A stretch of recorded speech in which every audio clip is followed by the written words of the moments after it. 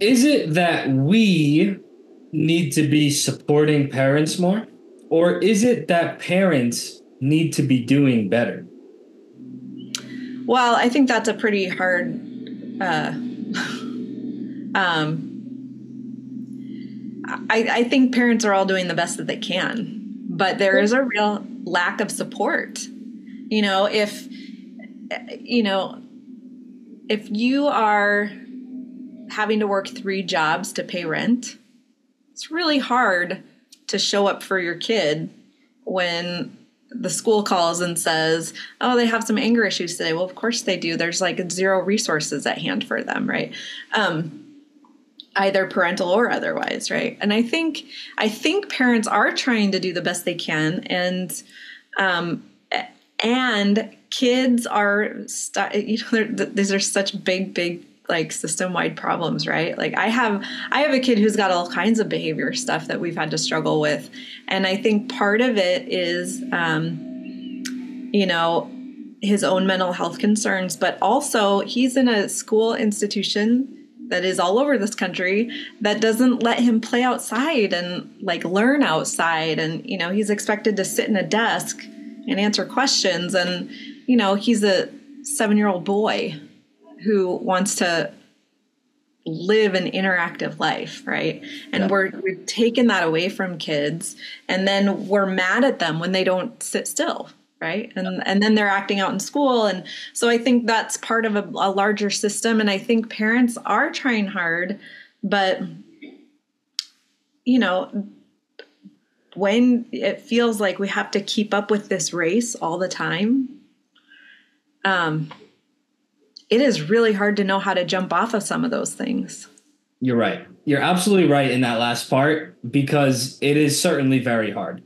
But I push back on this point because from the stance, and only from the stance, of taking ultimate responsibility for the outcomes, no matter what the circumstances are, only through accepting the responsibility as an individual or as a parental unit of, I have done these actions, and so therefore this is my outcome. From that scary and hard realization, the flip side that is beautiful is the empowerment and empowered mindset to alter our choices and then alter our results that follow. And I wholeheartedly agree with you. The systems of today are so stacked against us in every capacity.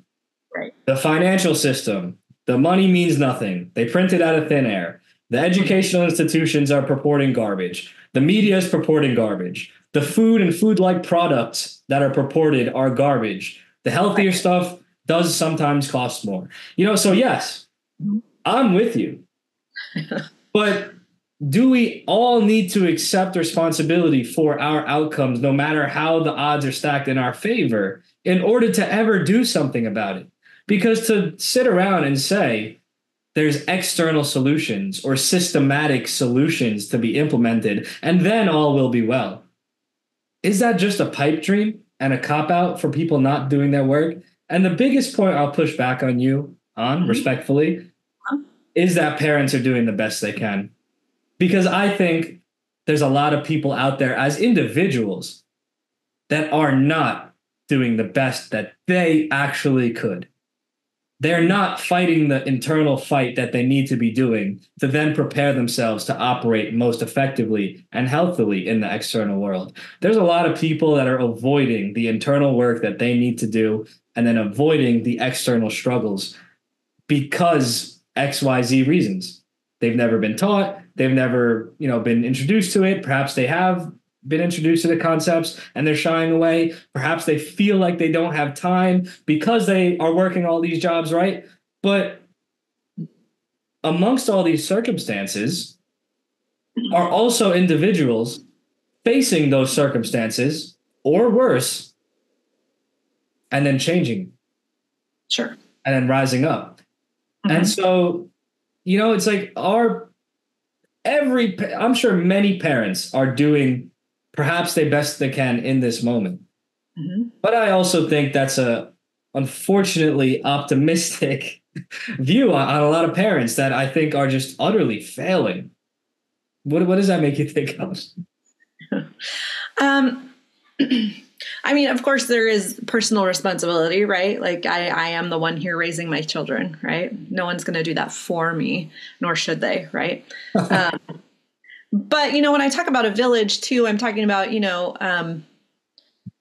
I solo parent a lot because my husband travels for work a lot, like months and months and months at a time. And so what that looks like is a lot of burnout if I don't set up, babysitters when I need them, or, one kid breaks his arm and then I have to leave 2 kids at home alone if I don't have a village while I go to the ER for God knows how long to set this thing, right? And so without a village, crisis moments become bigger crisis moments, right?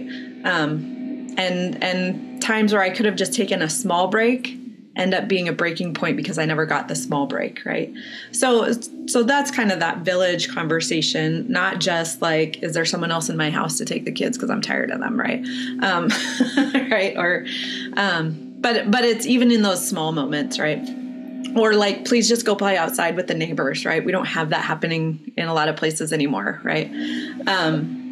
And so I think that is an important part. And, I think, I'm in this world doing the contemplative stuff because I think it's incredibly valuable. And I think if more parents were doing contemplative work in their own lives, right? If we were evaluating, is it smart to put my kid in 12 activities a month to help my 5-year-old keep up with the rat race? Without any self-reflection, you're going to keep riding on that road, right? And I think any parents strongly benefit from some of that reflection, right? And to not do that is a disservice to not only you, but your child and your community, right? Absolutely. So it's all complicated, right? we're trying to take like this giant thing, right? And like bring it down into, a 5-minute conversation about it. But I'm going to hold firm that I do think most parents are doing the best they can. If you enjoyed this clip, you'll love the full conversation I did with Shannon. We talk about how all of the institutions of the world seem to have been suppressing humanity for far too long, and how they all seem to be failing in real time. We talk about spirituality, and how someone can explore spirituality separate from mainstream religion.